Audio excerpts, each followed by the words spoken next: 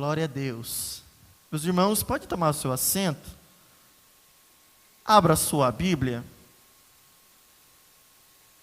no livro de Atos dos Apóstolos, capítulo número 6. Você pode deixar aberto o capítulo de número 6, onde nós estaremos discorrendo sobre estes dois capítulos, 6 e 7, e nós vamos ver algo muito interessante que ocorre nesses textos. A primeira coisa que nós queremos destacar aqui é que o Senhor continuou agindo no meio da igreja e continua agindo até os dias de hoje. O Senhor nunca abandonou a sua igreja, sempre esteve conosco, sempre esteve nos auxiliando. E aqui neste contexto, nesses dois capítulos, nós vamos ver o que realmente significa a igreja de Jesus Cristo.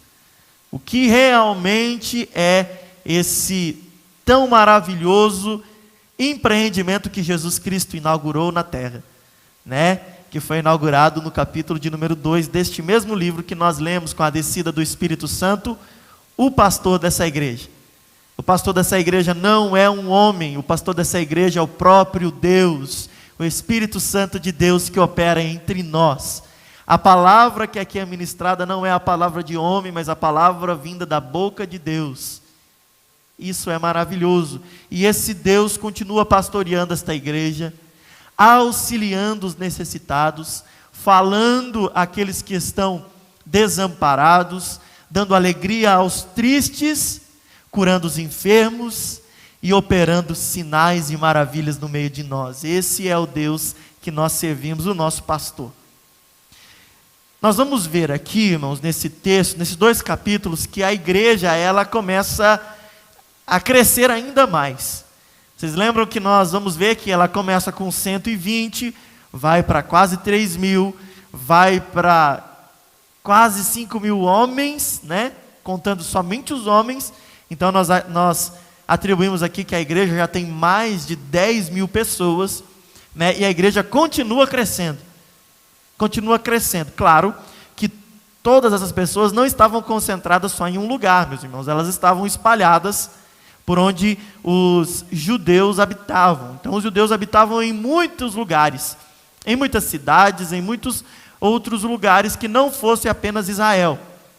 E esse evangelho ele era espalhado, propagado, disseminado conforme essas pessoas iam caminhando. E nós vamos ver aqui que em Jerusalém, nós ainda estamos em Jerusalém, nós não saímos de Jerusalém, a igreja cresce bastante.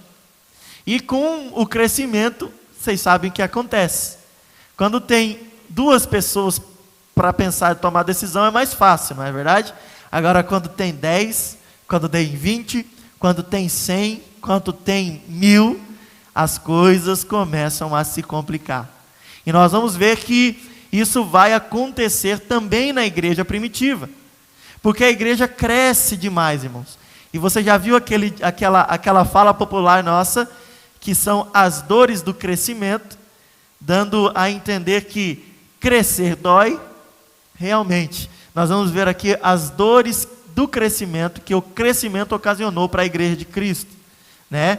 E a primeira coisa que nós vamos ver em todo esse contexto é que em Jerusalém existiam povos que vieram de vários lugares. Você tinha o judeu nativo, né?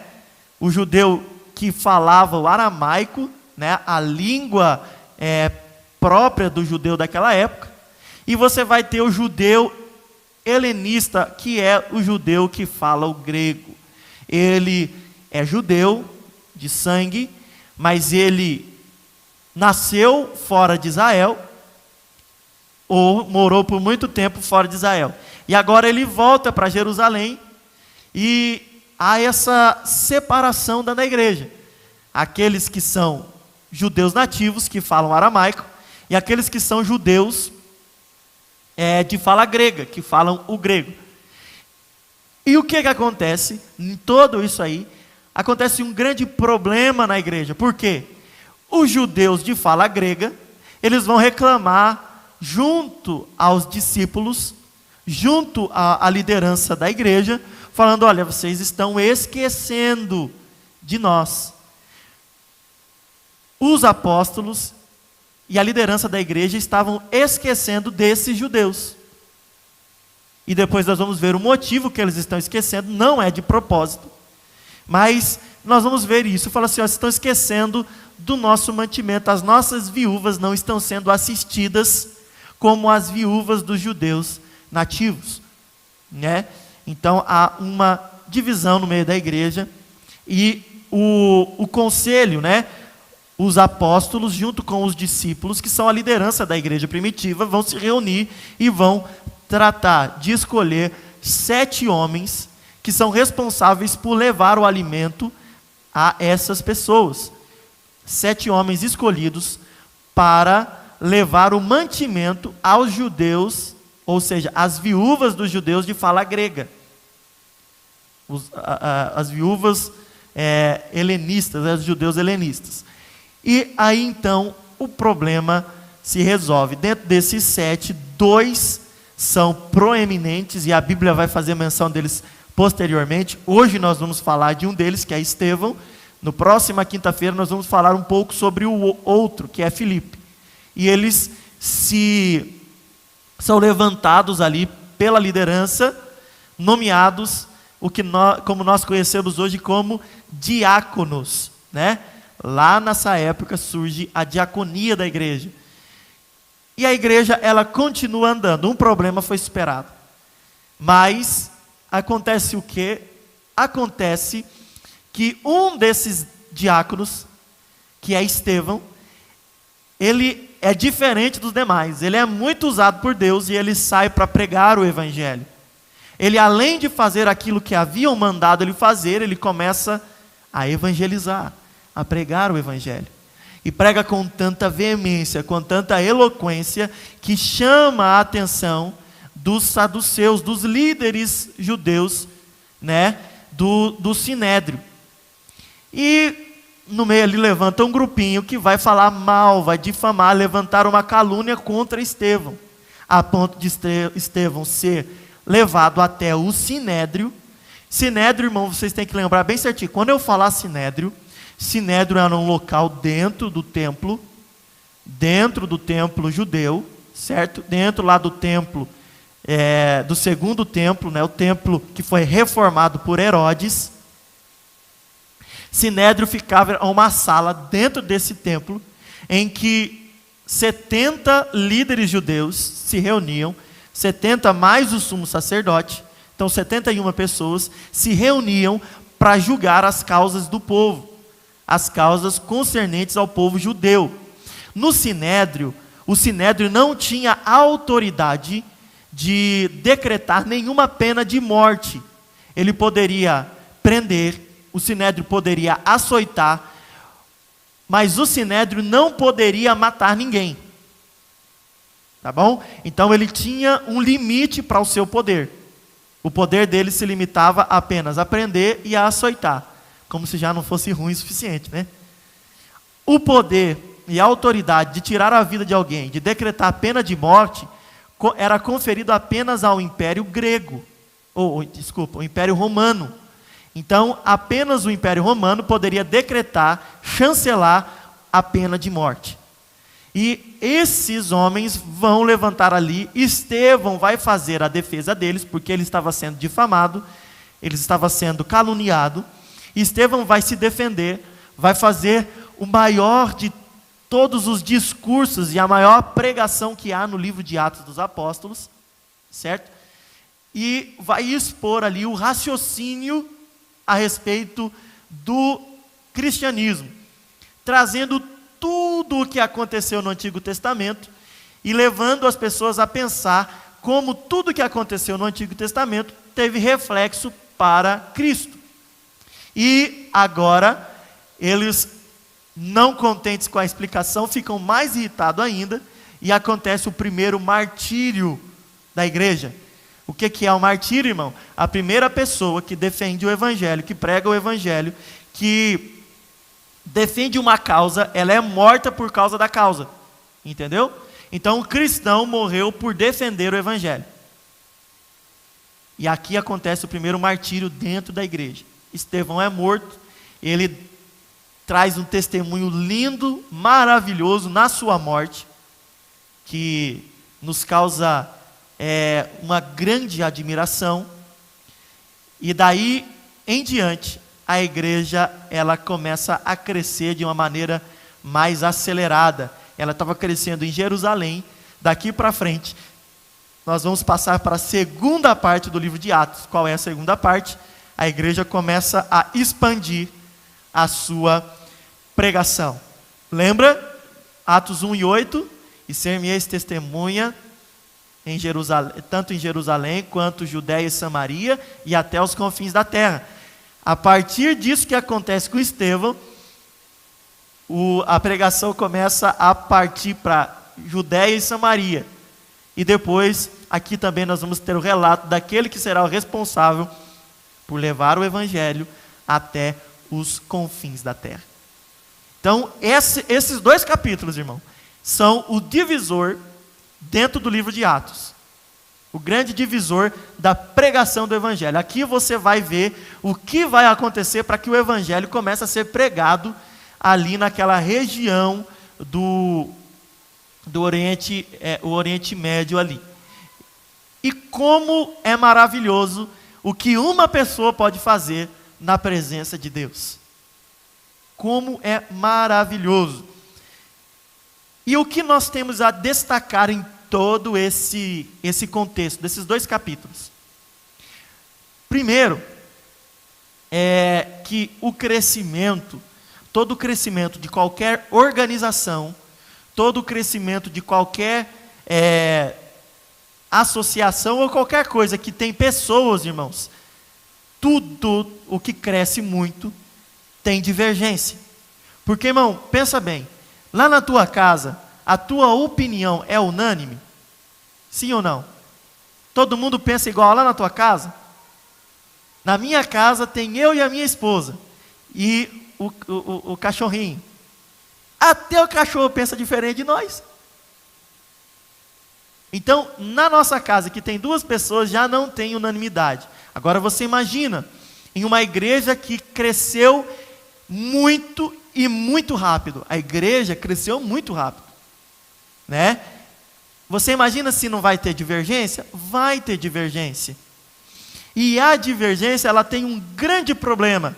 Porque a divergência, irmão, ela pode ser para você tanto crescer, quanto pessoa, assimilar as divergências, fazer ali uma mistura de ideias e chegar a um consenso do que é o melhor para nós, né? Que é quando nós somos maduros, tanto espiritualmente, quanto como pessoas. Nós pegamos os pontos de vista diferentes, analisamos e unimos, mesclamos tudo aquilo para poder fazer uma síntese, né? Fazer uma junção de ideias que vai nos levar a um objetivo em comum.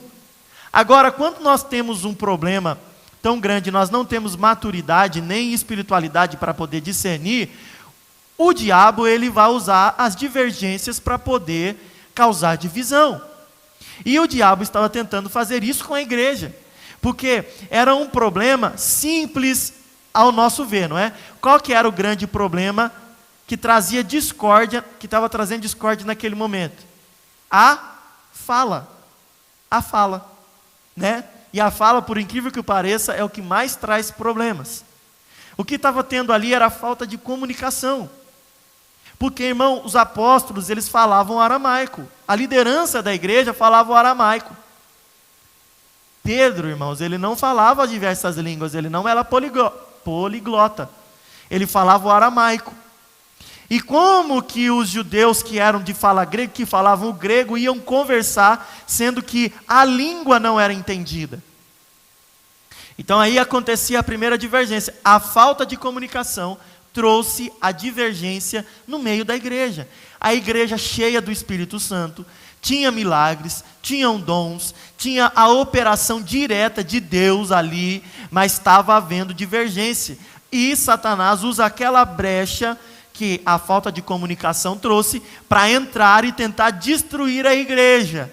Mas você lembra da promessa de Jesus, falando que ele havia de erguer uma igreja, que as portas do inferno não prevaleceriam contra ela, e de fato, irmão, não prevaleceu. Deus dá o discernimento aos apóstolos para poder tomar a decisão, e eles tomam a decisão de levantar 7 pessoas, já que eu não falo o grego, vou levantar 7 pessoas que falam o grego, para poder atender essas pessoas, e não vai faltar alimento, porque irmão, pensa bem comigo, como era difícil mesmo a situação, deveria ter muitas viúvas, por quê?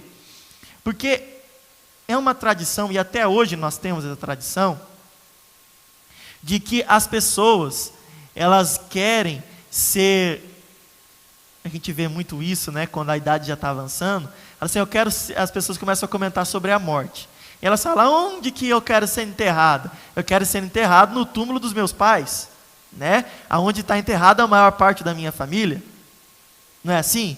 É assim que funciona hoje?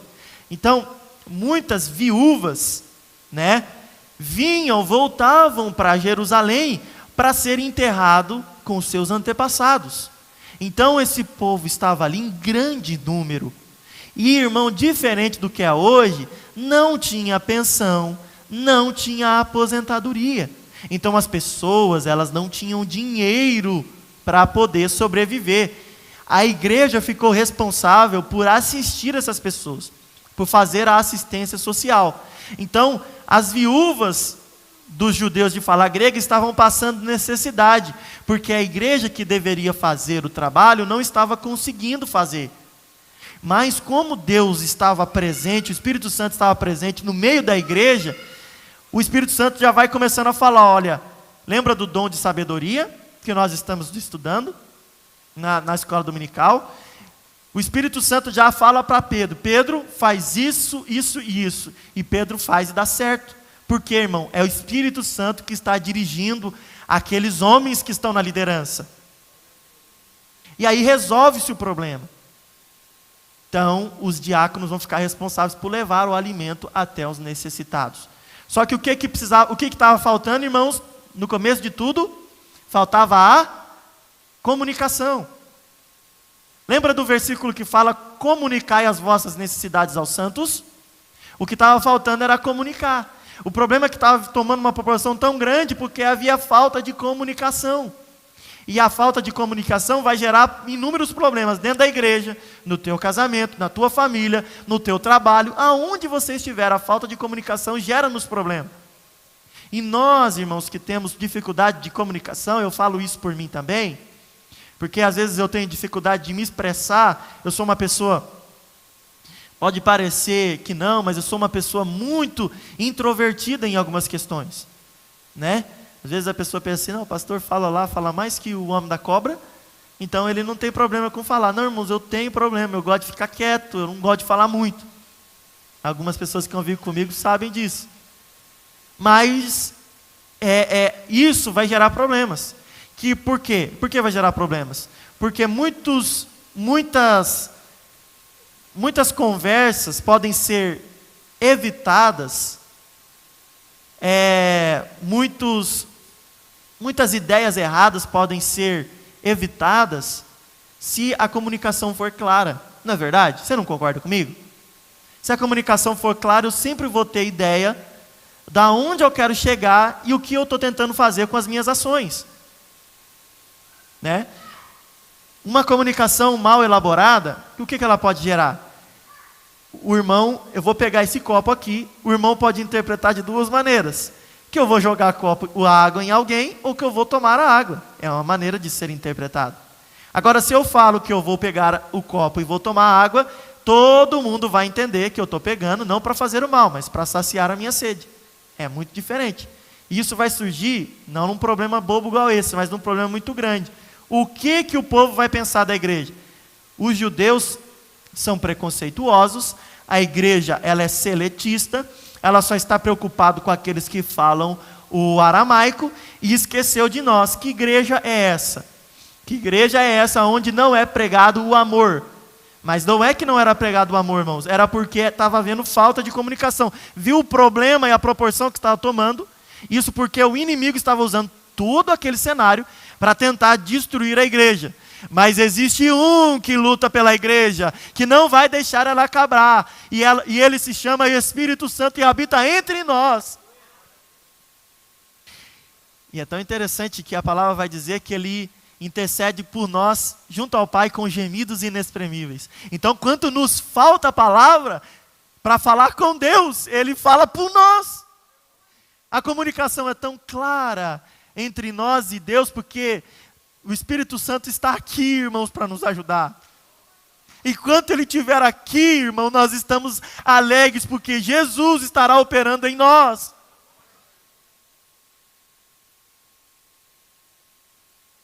E a gente fica feliz por causa disso, né? E nós vamos ver que isso acontece nesse cenário.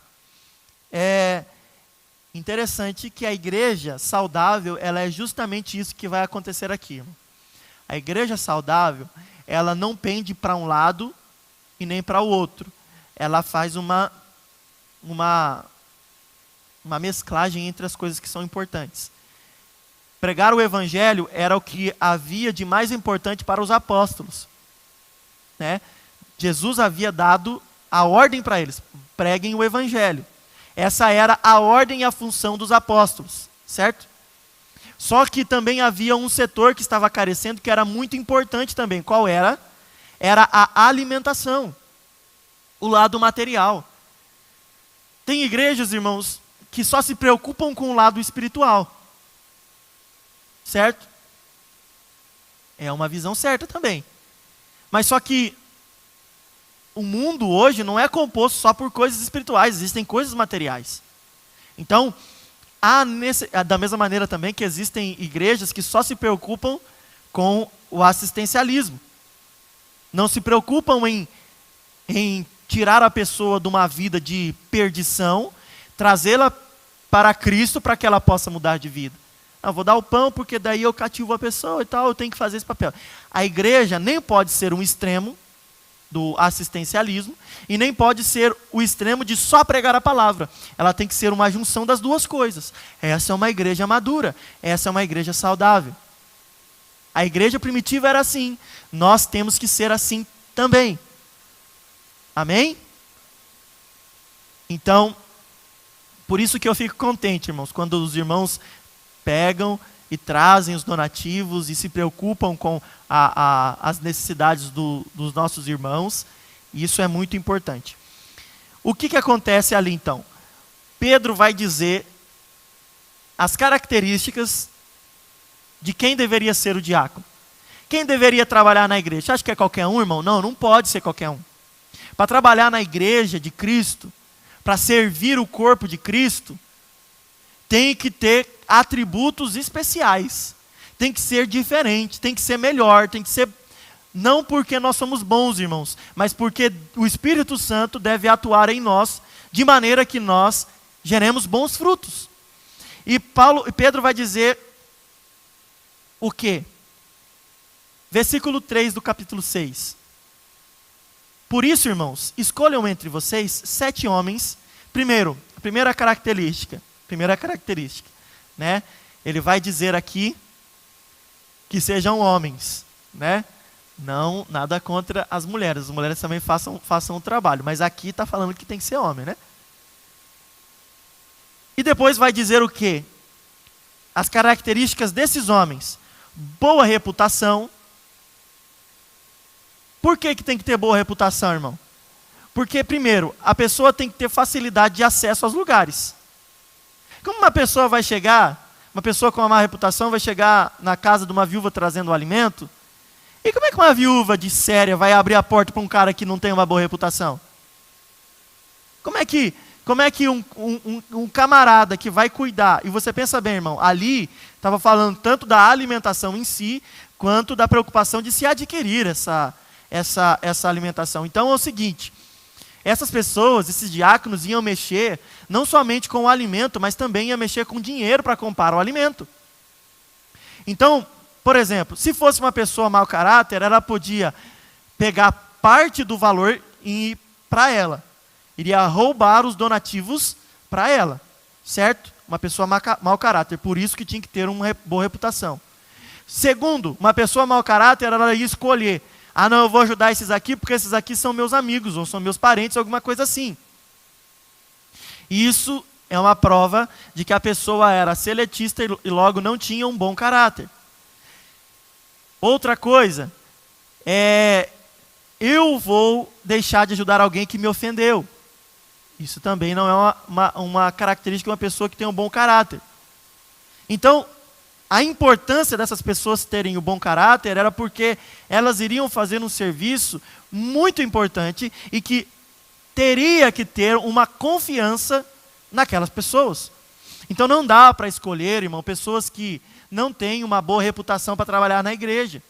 A pessoa ela é esforçada, a pessoa ela está sempre na igreja, mas tá bom, como é que é o testemunho dela fora da igreja? Como que é a família dessa pessoa? Como que ela se comporta quando está com os amigos fora da igreja, no trabalho ou em algum outro lugar? Se ela não tiver uma boa reputação, irmão, não tem como trabalhar na obra de Deus.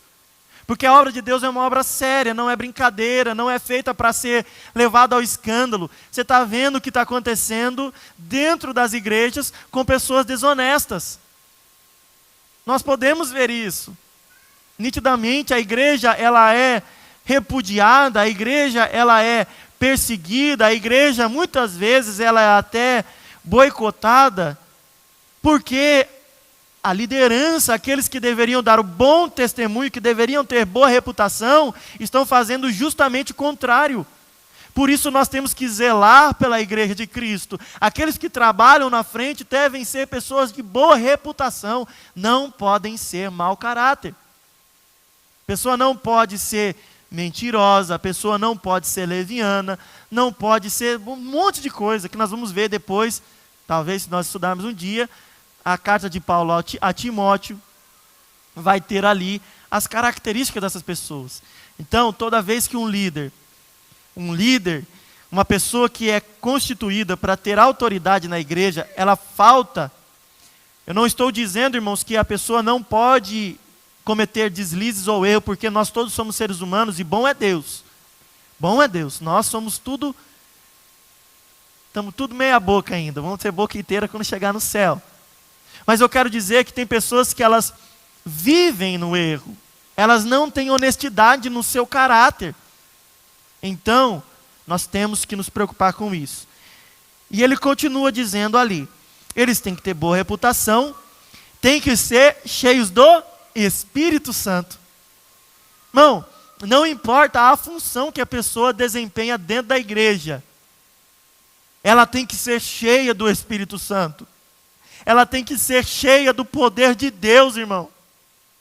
Porque se ele é cooperador, se ele é diácono, presbítero, se ele é evangelista, se ele é pastor, o que importa? O que importa, irmão, é ter Deus operando na vida da pessoa.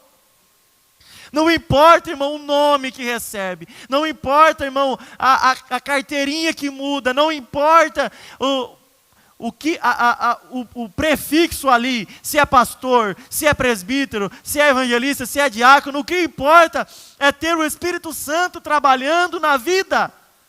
Porque essa pessoa vai ser autoridade, tendo ou não tendo a função.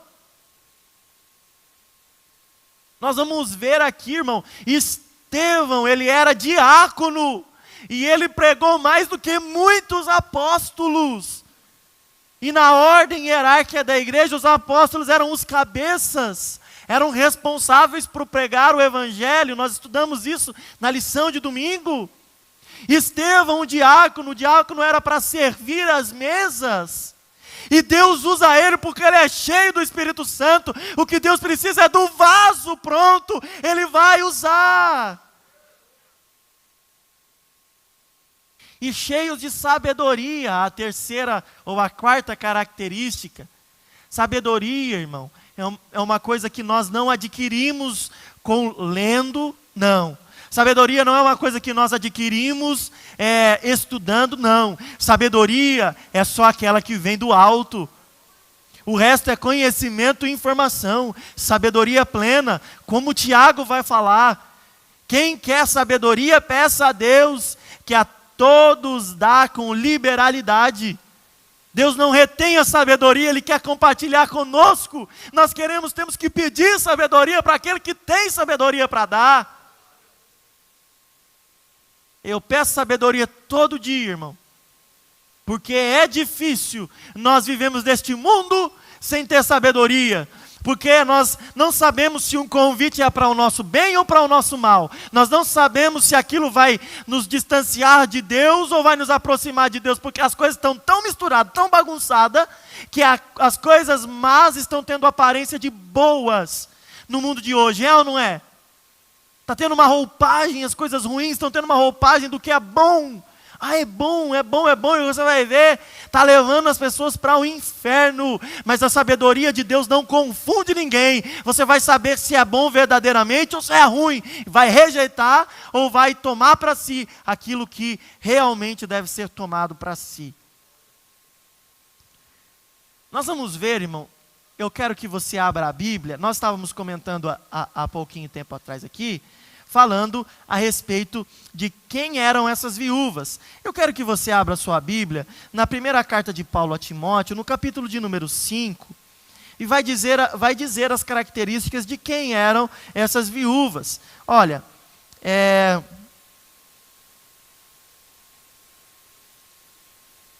versículo 3 vai dizer assim, ó: honre as viúvas que não tem ninguém para cuidar delas. Mas se alguma viúva tem filhos ou netos, que estes aprendam primeiro a exercer piedade com a própria casa e a recompensar os seus pais, pois isso é aceitável diante de Deus. Aquela que é viúva de fato não tem ninguém para cuidar dela. Espera em Deus e persevera em súplicas e orações noite e dia. Aí vai dizer uma outra coisa aqui, ó. Versículo 9, somente poderá ser incluída na lista de viúvas aquela que tiver mais de 60 anos, que tiver sido esposa de um só marido e que seja recomendada pelo testemunho de boas obras. Se criou os filhos, se exercitou a hospitalidade, se lavou os pés dos santos, se socorreu os atribulados, se viveu na prática zelosa de todo tipo de boa obra. Está vendo que tem característica até para você ser ajudado na igreja, as viúvas? Não é qualquer um? Então, irmão, o evangelho é uma coisa séria. A igreja é uma coisa séria. Porque muitas vezes a gente ajuda muita gente, irmão, que Deus está colocando a mão para poder corrigir, a gente está ajudando.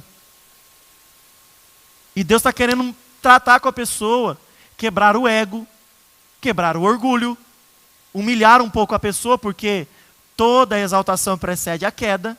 E Deus está querendo que a pessoa não caia, mas que ela venha a reconhecer que ela não é nada, mas Deus é tudo. Então Deus está tratando com as pessoas e nós falando assim, não, mas que dó, vamos orar. Vamos orar para que passe o problema, mas às vezes é Deus. Por isso nós precisamos daquilo que eu acabei de comentar, sabedoria. Ah, estou me ajudando, vai lá, dá dinheiro, e dá, tal, mas a pessoa é um caloteiro. A pessoa não tem boa fama na cidade. Você dá o dinheiro, ela está pedindo para você assim, ó, eu preciso de dinheiro para pagar a conta de água e de luz, e você dá o dinheiro e a pessoa, dentro da igreja, eu estou falando, tá, irmão? E a pessoa vai lá e vai viajar, a pessoa vai lá e vai fazer outras coisas que não tem por finalidade, não tem como urgência na vida. E daí? Você vai continuar ajudando? Bobo é você que continua ajudando, irmão. Peça sabedoria para que Deus revele se você deve ou não deve ajudar também. Nós devemos ajudar? Devemos. Não estou tirando aqui, irmãos. Eu não quero que ninguém pense, agora eu vou, porque o pastor falou, não vou ajudar mais ninguém. Não. Agora olhe quem você está ajudando. Porque quando nós estamos aqui desse lado aqui, irmãos, como pastores da igreja, a nossa visão ela fica mais dinâmica, mais espalhada das coisas. E a gente começa a ver as pessoas e o testemunho das pessoas. E tem muita gente falando, ai que dó do fulano, mas o fulano está mentindo, o fulano tá roubando, e roubando até às vezes da própria igreja, e está lá com pinta de santo. Tem isso, irmão. Acredite se quiser, tem isso. E muita gente falando, não, mas que dó, é o pastor que é ruim. Não, irmão, Deus está com a mão estendida, cuidando, cuidando, e cuidando, e cuidando, e cuidando. Tem um momento que Deus fala assim, não tem mais jeito, quebra e faz de novo, como o oleiro lá, lembra? O oleiro quebrou o vaso e fez de novo. Quebrar é que dói. Agora ser feito, está na mão do oleiro, isso é gostoso. Mas quebrar não é gostoso, não. Mas tem que quebrar muito vaso, porque tem muito vaso cheio de trinca, tem muito vaso cheio de falsidade, que não tem nada de bom. Deus quebra vaso também, para poder fazer um vaso melhor. Então não peça para Deus tirar a mão de quem Ele está tratando, porque Ele trata, e Ele é poderoso e maravilhoso por causa disso. Isso é uma prova do amor de Deus. Não, de maneira nenhuma, irmão, Deus é mau. Deus é bom, porque tudo que Ele faz é bom. Eu tenho muita gente hoje em dia, irmão, que é lobo em pele de cordeiro. Cuidado quem você está seguindo. Volta a repetir, peça sabedoria a Deus. Naquela época já tinha também, irmão. Tinha as viúvas que era ligeira. Tinha as viúvas que passavam a perna nos apóstolos. Ai, a viúva tem... E os filhos e os netos sem vergonha que falavam, não vou ajudar a mãe, não vou ajudar a avó, e vou deixar para a igreja ajudar. Sem vergonha, você tem que ajudar. Te criou, agora você tem que cuidar. É isso que Paulo está falando a Timóteo. Aqueles que têm filhos e netos, esses não ajude. Esses quem cuida. Agora, quem é viúva de verdade, que não tem filho, que não tem neto, que não tem quem possa ajudar, esse você coloca na lista para ser ajudado. Está vendo, irmão? Nós estamos, às vezes, querendo tapar o sol com a peneira. Vamos ter cuidado. Vamos analisar primeiro. Não vamos fazer tudo no calor da emoção. Peça a Deus, Deus, me dá sabedoria, porque tem pessoa, irmão, que é. Tem pessoa, irmão, que é. E você sabe disso, irmão. Tem pessoa, se deixar, só vive igual morcego, só sugando. Igualzinho, irmão. Só falta dormir de cabeça para baixo. Mas nós precisamos coibir isso. A palavra de Deus fala que quem é preguiçoso não deve nem comer. Não é verdade? Se você é preguiçoso, nem coma. E é isso que Deus está alertando aqui. Então tem que ter... Irmão, eu não estou inventando a roda, é a Bíblia que está falando. Tá bom? Vamos lá.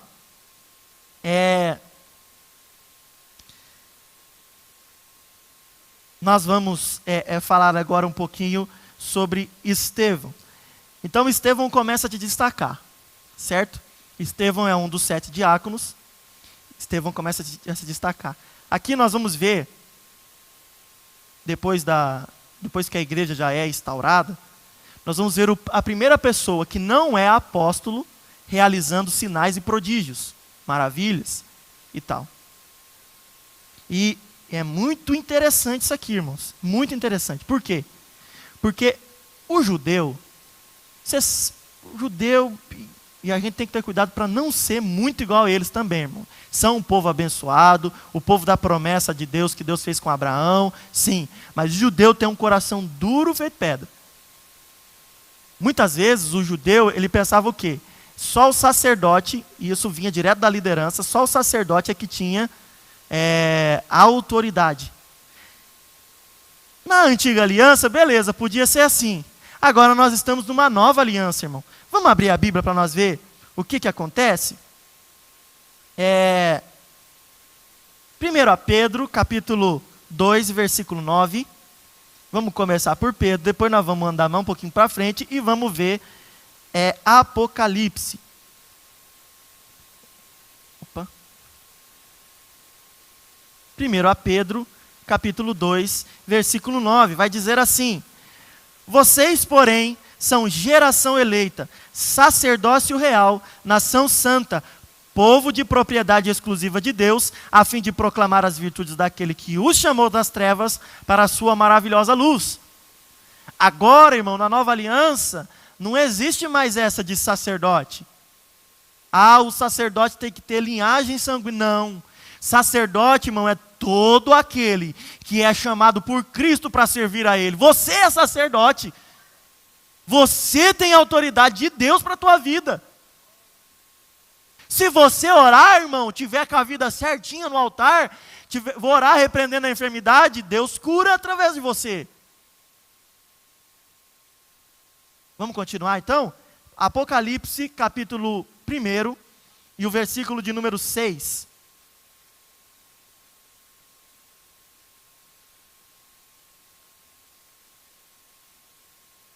Rapaz, essa Bíblia é boa, tem bastante página.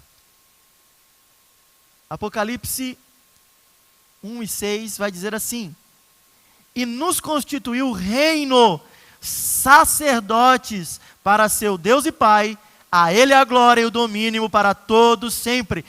Reino e sacerdotes. Nós, eu e você, somos sacerdotes. Vamos lá? Mais um. Apocalipse 5, 9 e 10. E cantavam um cântico novo, dizendo: digno és de pegar o livro e de quebrar os selos, porque foste morto e com teu sangue compraste para Deus os que procedem de toda tribo, língua, povo e nação. Toda tribo, língua, povo e nação. 10. E para o nosso Deus os constituíste reino e sacerdotes, e eles reinarão sobre a terra. Você tem autoridade agora, e Jesus vai te dar autoridade quando Ele vier a buscar. Mas exerça a tua autoridade, como nós falamos aqui, nós ouvimos aqui hoje.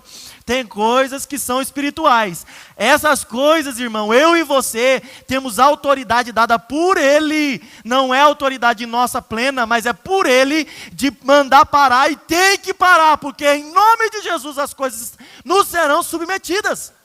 Mas é em nome de Jesus, porque a autoridade está em Jesus. Por que, irmãos, que nós temos muitas vezes sim, como no caso de demônios, como no caso às vezes até de enfermidades, de repreender com autoridade? Sabe por quê, irmão? Porque nós temos autoridade. O problema é que nós não sabemos que nós temos. Nós ficamos aí sofrendo à toa. Nós temos autoridade, e não é nossa, é daquele que tem toda a autoridade, só Ele dá. E eis que vos dou autoridade para pisar serpentes e escorpiões e toda obra do mal, e nada lhes causará dano algum. Você tem ou não tem autoridade?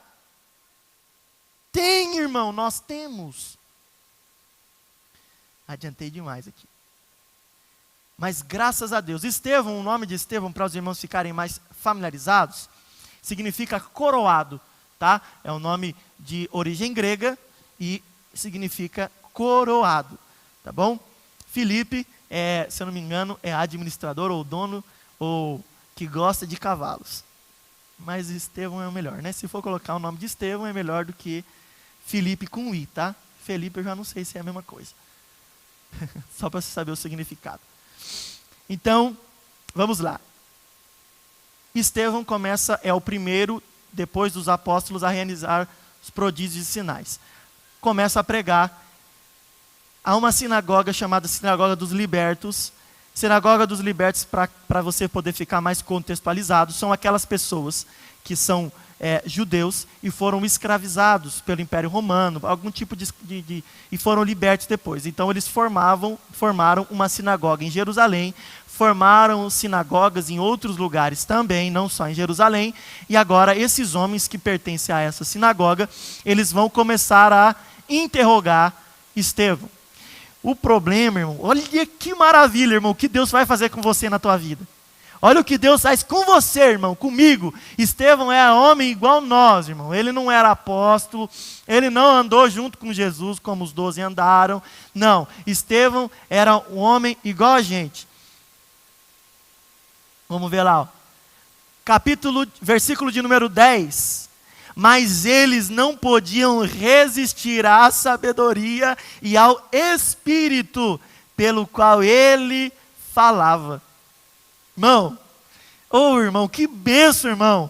nós precisamos ser cheios do Espírito de Deus, porque os nossos adversários estão aí, e eles não podem resistir ao Espírito Santo que habita em nós. Você imagina esses homens tentando enquadrar Estevão ali, e falando, não, mas você está falando mal de Moisés, você está falando mal do templo, você está falando tal. E Estevão, na palavra de Deus, falando, cheio do Espírito, e as pessoas tendo que ficar caladas, porque o Espírito estava com Estevão, e Estevão falava por ele. Aí só que é o seguinte, irmão, toda pessoa que ela... Você já viu aquele tem um ditado que fala, todo prego se destaca, ele deve ser martelado, né? E toda luz brilhante é cheia de besouro, né? Cheia de mosquito.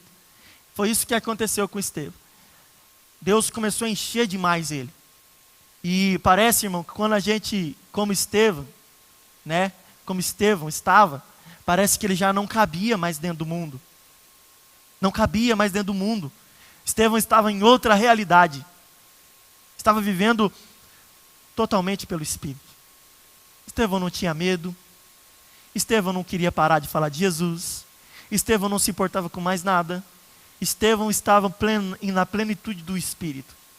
E parece que Jesus olha assim para Estevão, e depois vamos ver isso aí, e fala assim, eu acho que já não dá mais para você ficar aí. Você está bom demais. Sobe aqui. O que acontece? Esses mesmos homens vão falar para Estevão, vão inventar, no versículo de número 11, então subornaram alguns homens para que dissessem, ouvimos este homem proferir blasfêmias contra Moisés e Deus. Atiçaram o povo, os anciãos e os escribas, e investindo contra Estevão, o agarraram e levaram ao sinédrio.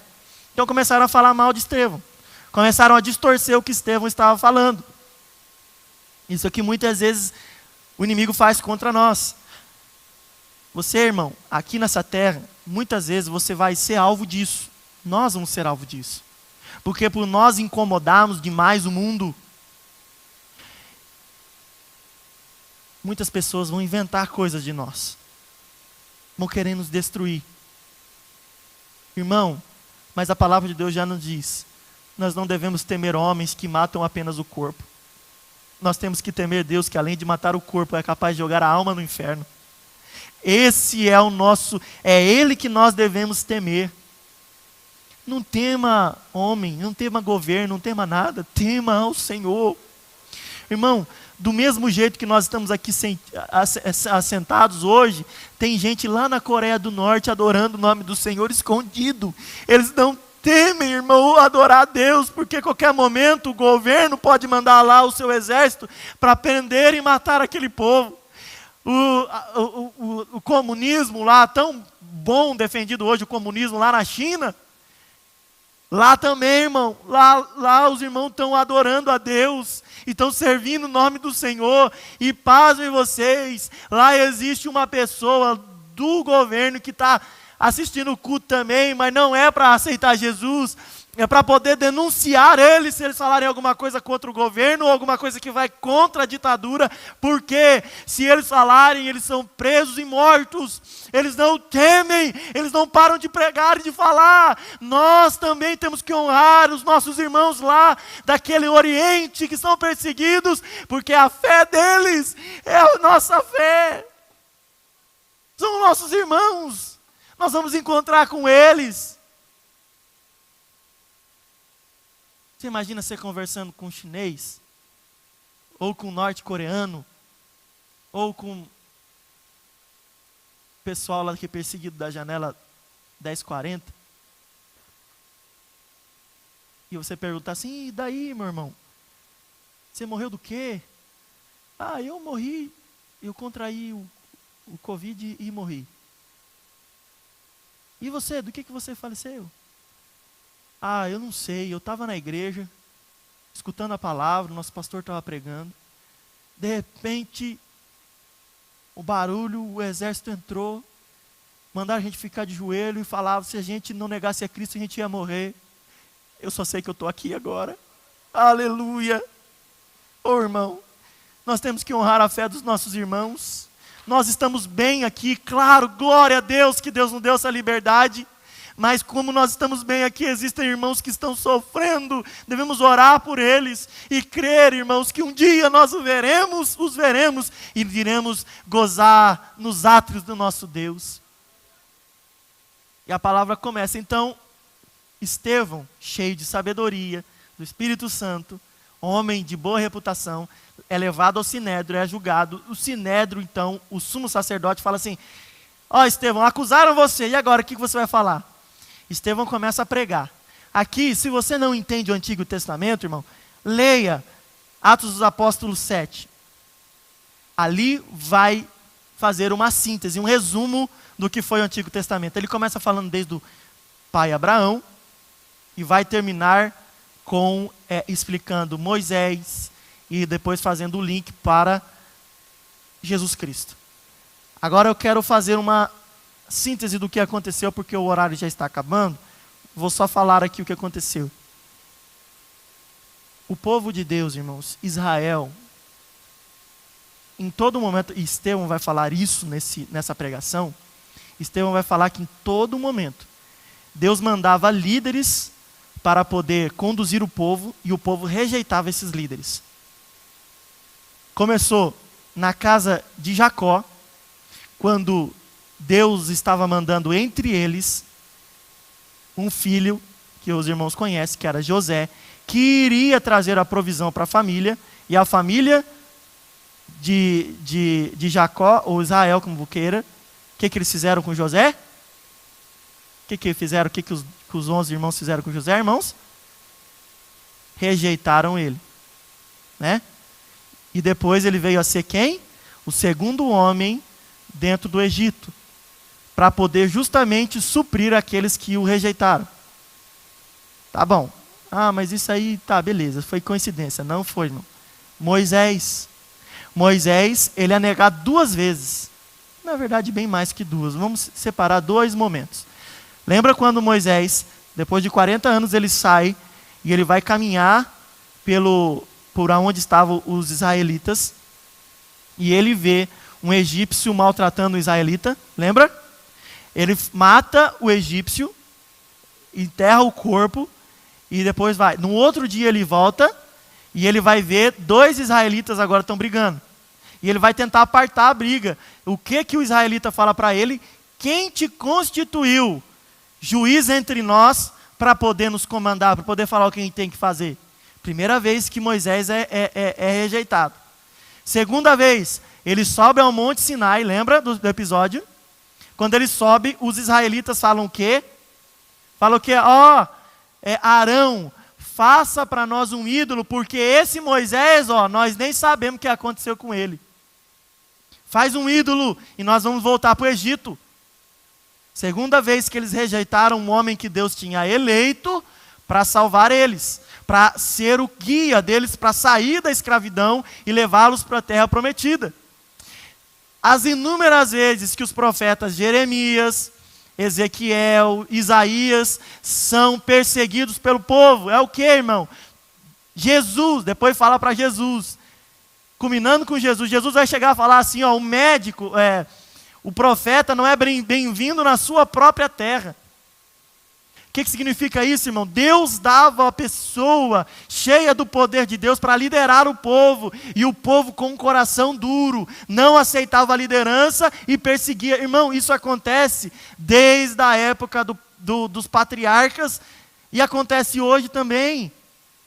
Então não tema, se Deus te levantou para liderar, vá em frente, Deus te conduzirá o caminho e você estará fazendo a vontade de Deus.